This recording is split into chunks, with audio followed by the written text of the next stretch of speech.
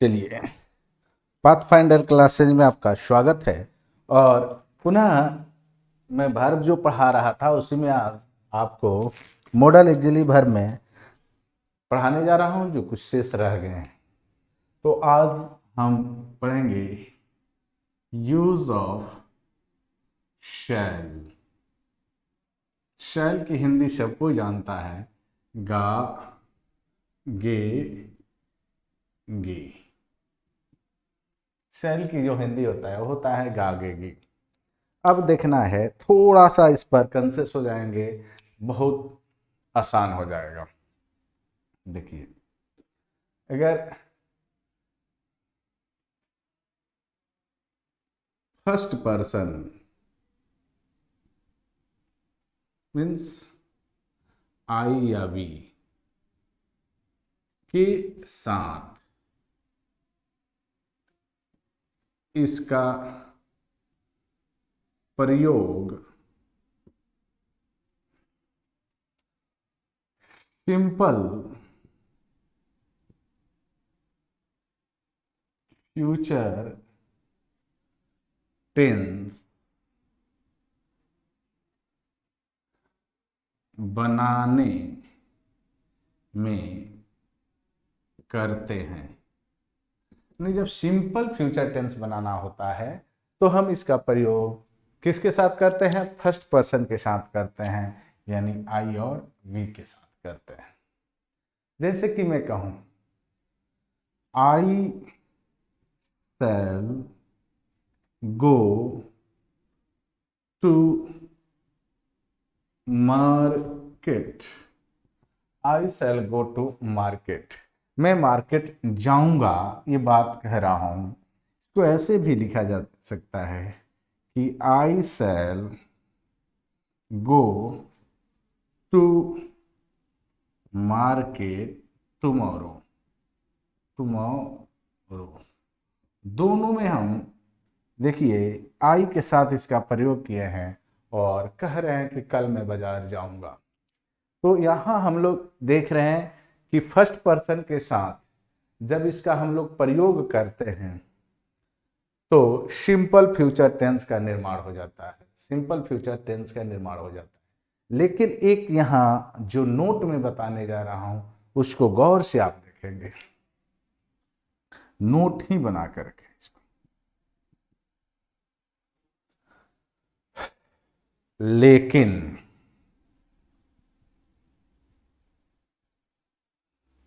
यदि वाक्य से धमकी, लेकिन वाक्य से धमकी, दृढ़ संकल्प, दृढ़ संकल्प या चेतावनी,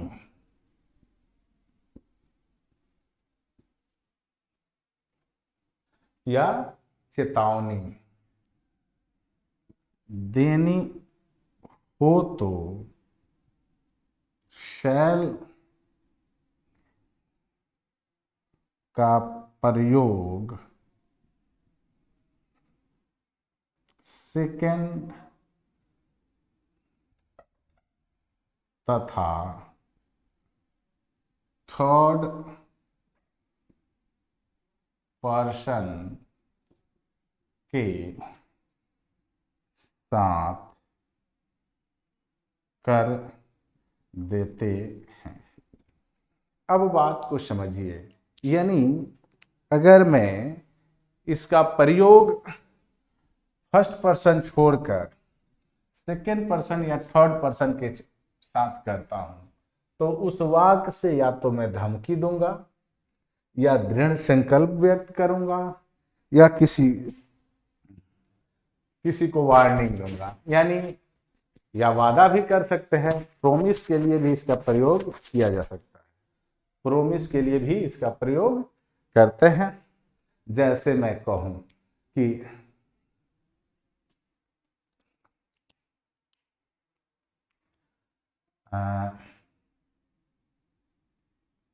ही shall pay you on Monday, यानी वो आपको पे कर देगा मंडे, यानी यह एक तरह का देखा जाए तो वचन है, प्रोमिस है। क्या है? प्रोमिस है। यानी यहाँ विल शैल का प्रयोग किसके साथ हुआ है? ही का। ही क्या है? थर्ड पर्सन है, और थर्ड पर्सन के साथ जब इसका प्रयोग करते हैं तो यह या तो थ्रेट करता है, या वार्निंग करता है, या डिटर्मिनेशन दिखाता है, या फिर प्रोमिस करता है। एक और देखिए, मैं कहूं कि he shall work hard, he shall work hard, he shall work hard to achieve success. देखिए, अगर आपको समझ में आ रहा है कि ये वर्क हार्ड कर रहा है सक्सेस के लिए, यानी ये डिटरमाइंड हो रहा है, डिटरमिनेशन दिखा रहा है, यहाँ पर दृढ़ संकल्प की बात कर रहा है। ठीक है। अब एक और देखिए,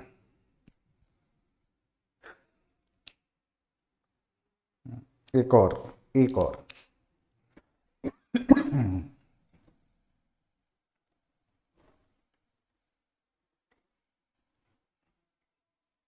एक क्वेश्चन, एक वाक्य देखिए,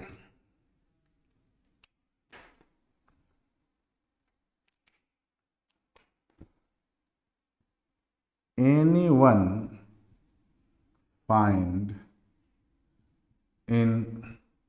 involved, anyone find involved shall be punished। देखिए, अगर कोई पाया जाता है शामिल होना किसी चीज में, तो उसको क्या किया जाएगा? यानी पनिष्ड किया जाएगा, अर्थात यहाँ धमकी दे रहा है। एनीवन थर्ड पर्सन हो गया और इसके साथ शैल आ गया, और इसीलिए यहाँ इसको कहेंगे कि ये जो शैल आया एनीवन के साथ, यानी ये यहाँ थ्रेटन दे रहा है, धमकी दे रहा है, थ्रेट दे रहा है। क्या दे रहा है? थ्रेट, यानी धमकी। यहाँ डिटरमाइन कर रहा है और यहाँ प्रोमिस कर रहा है। तो मैंने आपको क्या कहा कि जब इसका प्रयोग, एक और वाक्य देख लिया, जैसे मैं कहूं कि वी शैल प्ले फुटबॉल, हम लोग खेलेंगे फुटबॉल। अब बताइए कैसा एक्शन है? यहाँ शैल से पता चल रहा है कि फुटबॉल खेलेंगे, यानी ये फ्यूचर का एक्शन दिखा रहा है, यानी ये सिंपल फ्यूचर टेंस बन रहा है। यहाँ कोई थ्रेट नहीं है, यहाँ कोई डिटर्मिनेशन नहीं है, यहाँ कोई प्रोमिस नहीं है।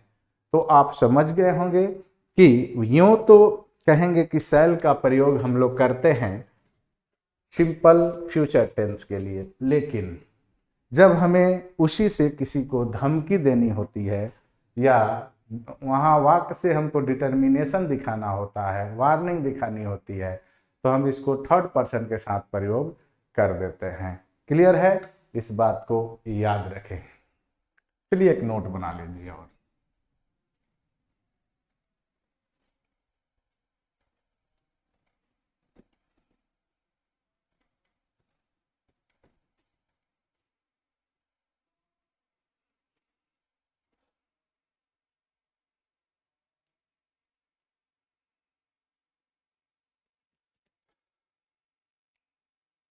यानी नोट क्या आप लिख लीजिए कि सेकेंड तथा थर्ड पर्सन, सेकेंड तथा थर्ड पर्सन के साथ शैल का प्रयोग, सेकेंड तथा थर्ड पर्सन के साथ शैल का प्रयोग प्रोमिस, डिटर्मिनेशन, थ्रेट या वार्निंग को व्यक्त करने के लिए किया जाता है। वार्निंग को व्यक्त करने के लिए किया जाता है। सेकेंड तथा थर्ड पर्सन के साथ शैल का जो प्रयोग हम करते हैं वो क्या हो जाता है, वार्निंग व्यक्त करने के लिए। बात समझ गए ना। चलिए अब हम पढ़ेंगे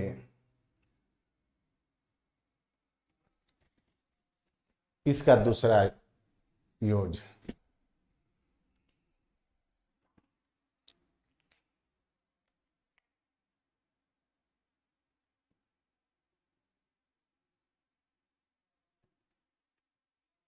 कहेंगे कि सेल फर्स्ट पर्सन के साथ सेल फर्स्ट पर्सन के साथ सेल फर्स्ट पर्सन के साथ एक प्रश्न के रूप में एक प्रश्न के रूप में एक प्रश्न के रूप में दूसरे के इच्छा एक प्रश्न के रूप में दूसरे की इच्छा जानने हेतु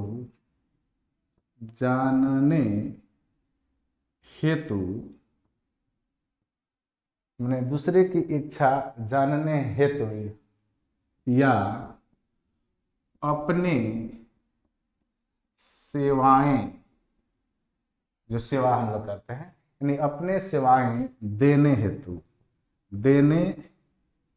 हेतु अपनी सेवाएं देने हेतु किया जाता है।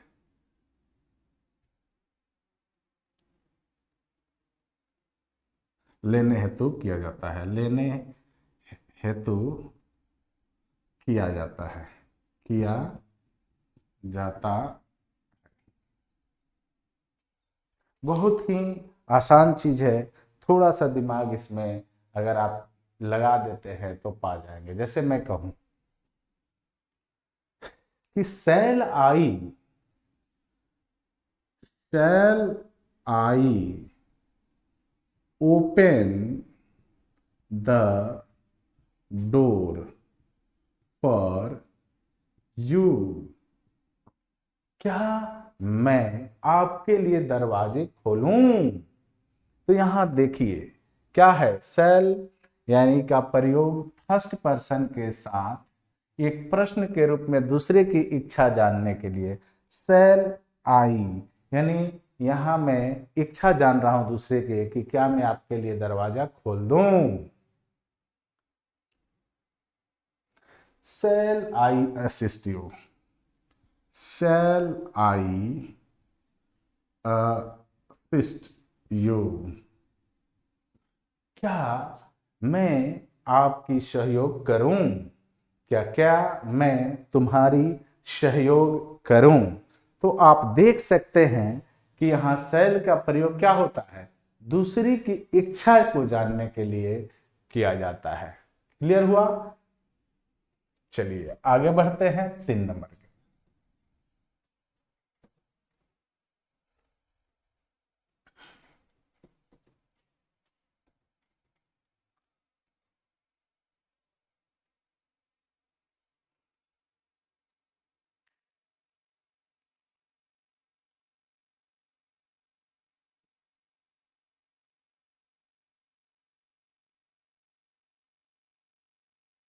कहेंगे सेल का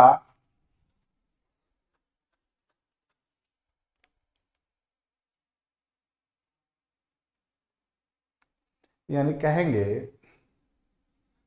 कि सेल का थर्ड पर्सन के साथ प्रयोग या एक नाउन के साथ प्रयोग लिखिए देते हैं।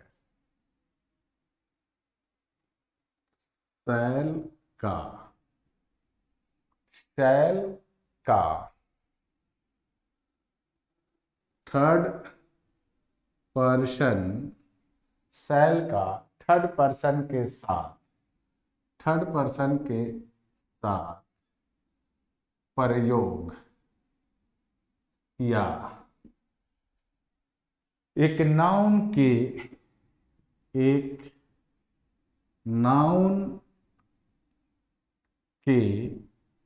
साथ प्रयोग, थर्ड पर्सन के साथ या एक नाउन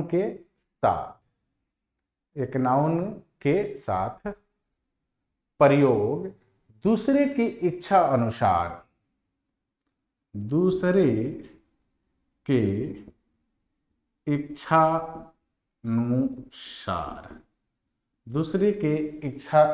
अनुसार कार्य करने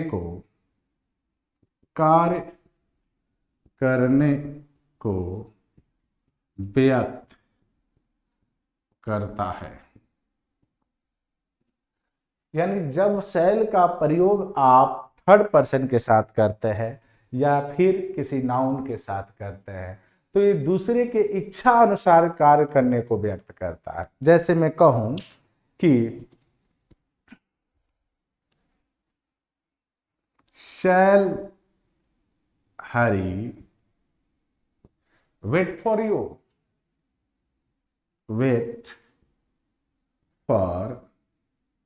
यू, यानी यहां पूछ रहा है कि क्या हरि आपका प्रतीक्षा करेगा, तो दूसरे की इच्छा के अनुसार की बात है। मैं कहूं shall the messenger wait outside, shall the messenger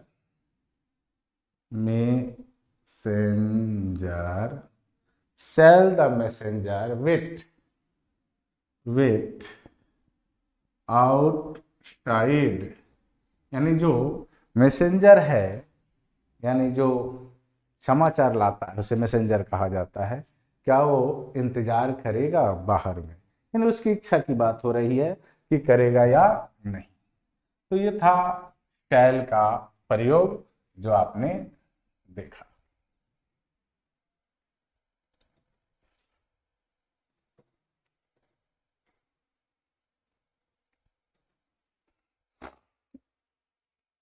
अब हम विल का प्रयोग पढ़ेंगे।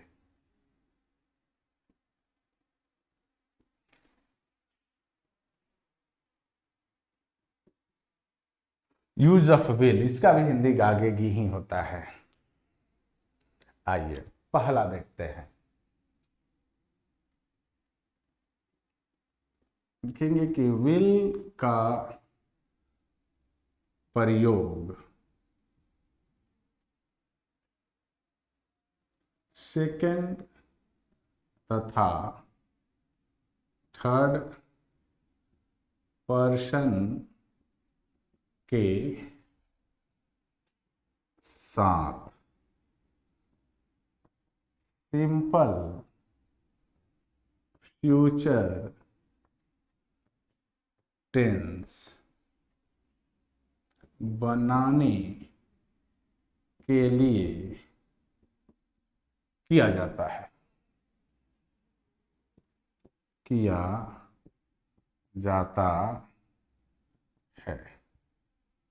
जैसे मैं कहूं कि अब उसमें भी आपको मैं दिखाऊंगा, वो जो मैं दिखाया था कि प्रॉमिस वगैरह वाली बात, तो सेम इसमें भी वेट होगा पहले, लेकिन आप सिंपल में देखिए। जैसे मैं कहूं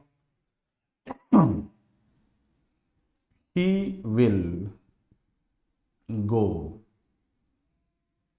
tomorrow, वह कल जाएगा।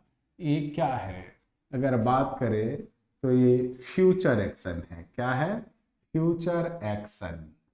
और फ्यूचर एक्शन इसलिए है क्योंकि आप देख रहे हैं कि विल का प्रयोग थर्ड पर्सन के साथ हुआ है। ठीक है, जैसे मैं कहूं कि यू विल प्ले टुमारो, ये भी सेम है, तुम यहां खेलोगे, तुम कल यहां खेलोगे। यानी तुम यहाँ खेलोगे क्या है, या आप लोग यहाँ खेलोगे, यानी ये एक तरह से देखा जाए तो फ्यूचर की एक्शन की बात हो रही है। अब यहाँ थोड़ा सा ध्यान दे देना है, जिस तरह उसमें आप ध्यान दिए थे। तो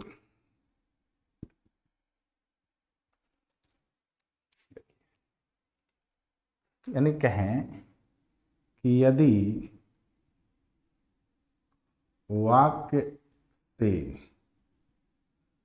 थ्रेट, धमकी, यदि वाक्य से प्रोमिस, वादा, यदि वाक्य से वार्निंग, चेतावनी, चेतावनी, यदि वाक्य से डिटरमिनेशन, दृढ़ संकल्प, दृढ़ संकल्प व्यक्त करना हो तो विल का प्रयोग फर्स्ट पर्सन आई या वी के साथ कर देते। यानी वाक्य से अगर किसी को धमकी देना है तो वहां कुछ करना नहीं है, बस फर्स्ट पर्सन जो है इसके साथ हमें किसका प्रयोग कर देना है, विल का प्रयोग कर देना है। इससे पता चल जाएगा कि आप धमकी दे रहे हो। जैसे मैं कहूं कि I will kill you, means क्या है, थ्रेट है, मैं तुम्हें मारूंगा। ये क्या है, थ्रेट है, वार्निंग है एक तरह का। I will see you, I will see you, मैं तुम्हें देख लूंगा। ये क्या है भाई, ये क्या है, वार्निंग है, वार्निंग है या फिर थ्रेट है, वार्निंग है या थ्रेट है। मैं कहूं कि I will achieve the goal, I will achieve the goal, मैं, ये डिटर्मिनेशन है, ये मैं गोल हासिल करूंगा। ये क्या है, ये एक डिटर्मिनेशन है।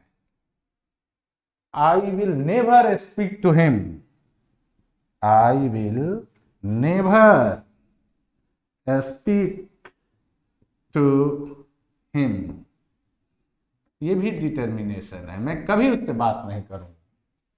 ये क्या है, मैं दृढ़ संकल्पित हो रहा हूं कि मैं कभी वैसे आदमी से बात नहीं करूंगा। तो हमने क्या किया, यहाँ कुछ किया नहीं, बस आई के साथ विल का, यानी फर्स्ट पर्सन के साथ विल का प्रयोग कर दिया और कुछ किए नहीं।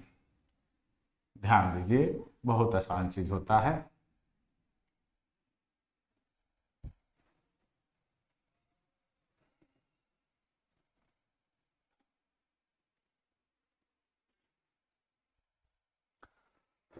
चलिए विल के अगले प्रयोग की तरफ बढ़ते हैं।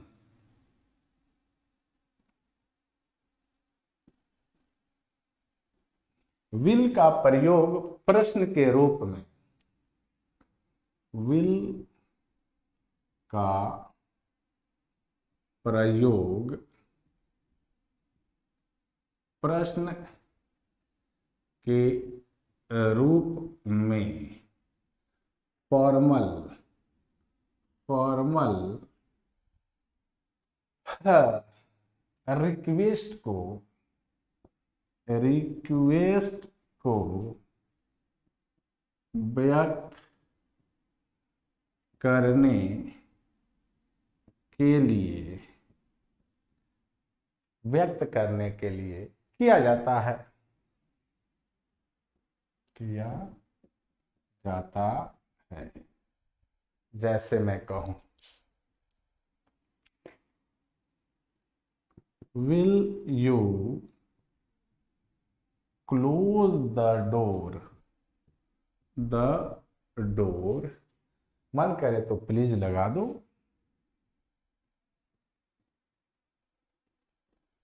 यानी ये कृपया दरवाजा बंद कर दीजिए, ये क्या है, फॉर्मल रिक्वेस्ट है।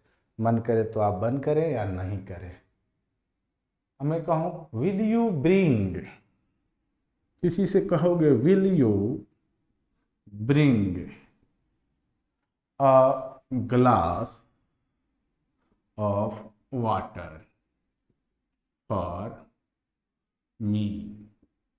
ये भी एक माने रिक्वेस्ट ही है, फॉर्मल रिक्वेस्ट है। कृपया एक गिलास पानी लाइएगा। मन करेगा अगला लाएगा या नहीं भी ला सकता है, डिपेंड करता है उसके थॉट पर। चलिए इसका तीसरा कहेंगे कि विल का प्रयोग थर्ड पर्सन, विल का प्रयोग थर्ड पर्सन, विल का प्रयोग थर्ड पर्सन के साथ, के साथ समानतः,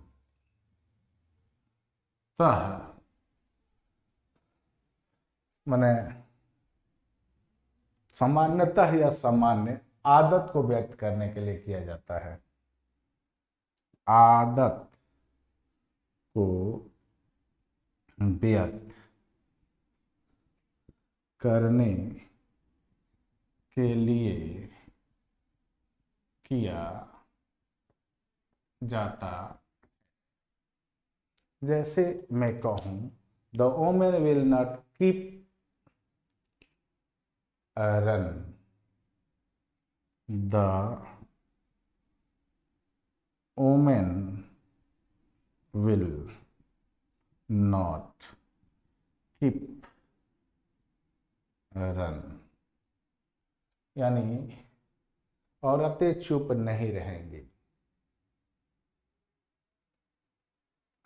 और the women will not keep nun, है ना जी, नहीं रहेंगी। कहेंगे द गर्ल विल टॉक,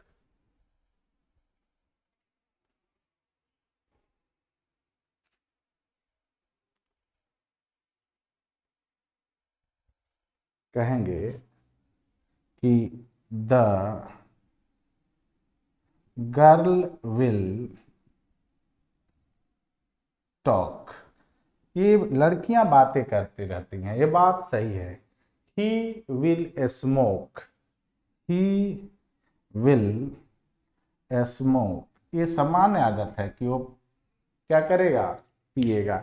यानी हमेशा minister will come late, minister will come late. आपको पता है कि ये सब आदत होती है कि किसी की आदत को हमको व्यक्त करना है तो यही करेंगे। तो ये था शैल और विल का प्रयोग।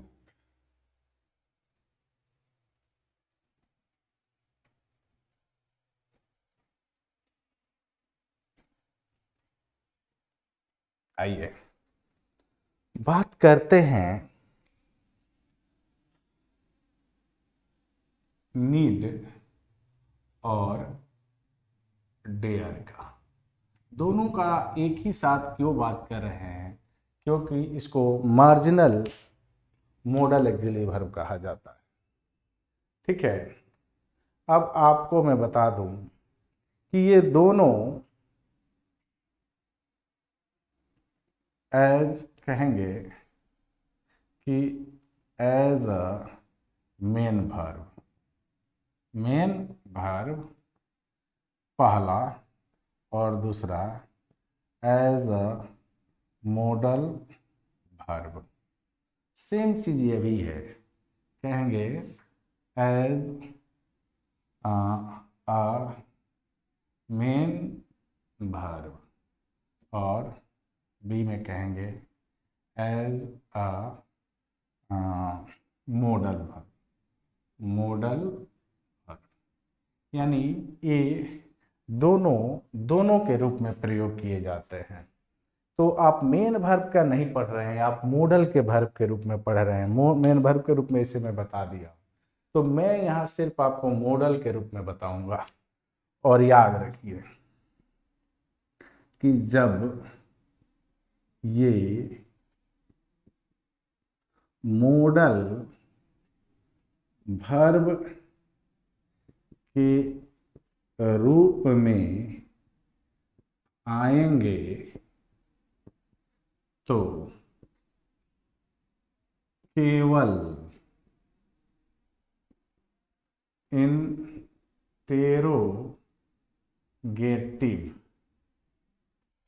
या निगेटिव सेंटेंस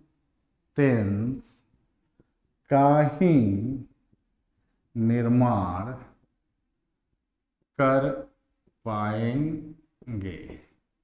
यानी जब ये मॉडल वर्ब के रूप में आएंगे तो इनका प्रयोग केवल दो ही जगह किया जाता है। दोनों की बात हो रही है, नीड और डेयर का।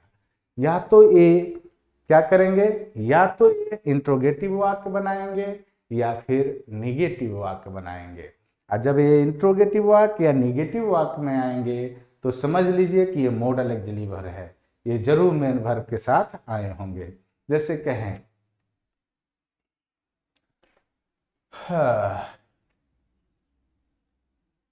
you need not go there। Clear? he need not play football. बात समझ में आया? मैं कहूं कि need you go there, need you go there. ध्यान से देखें, अगर मैं यहां लिखूं कि she dare not to oppose her boss। ठीक है? या मैं कहूं कि डेयर सी गो देयर। ध्यान से देखिए, इस वाक्य में ये नीड का प्रयोग निगेटिव में हुआ है, यानी ये मॉडल है। यहां भी निगेटिव में हुआ है, ये मॉडल है। यहां इंट्रोगेटिव में हुआ है, यानी ये भी मॉडल है। आइए यहां सी डेयर नॉट, यानी निगेटिव में हुआ है, अर्थात ये भी मॉडल है। यहाँ डेयर का प्रयोग इंट्रोगेटिव में हुआ है, अर्थात ये भी मॉडल है। तो आपने देखा, बड़ी ही आसान ढंग से आपने देख लिया कि ये क्या होते हैं। तो मॉडल एक्सिलरी वर्ब आपने देख लिया, यानी पूरे मॉडल एक्सिलरी वर्ब को हमने आपको पढ़ा दिया। इसका वीडियो आपको पार्ट 1, पार्ट 2, पार्ट 3 में मिल जाएगा, मॉडल एक्सिलरी वर्ब करके। आप लोग से यही रिक्वेस्ट करूंगा कि यदि आपको मेरी बातें समझ में आ रही हैं, अच्छा लग रहा है, तो वीडियो को खूब सब्सक्राइब कीजिए और चैनल को सब्सक्राइब कीजिए और वीडियो को खूब शेयर कीजिए, लाइक कीजिए, ताकि मेरा हौसला और आगे बढ़े और भी अच्छे ढंग से मैं आपको पढ़ा सकूं। चलिए मिलते हैं फिर अगले वीडियो में, तब तक के लिए good bye, best of luck.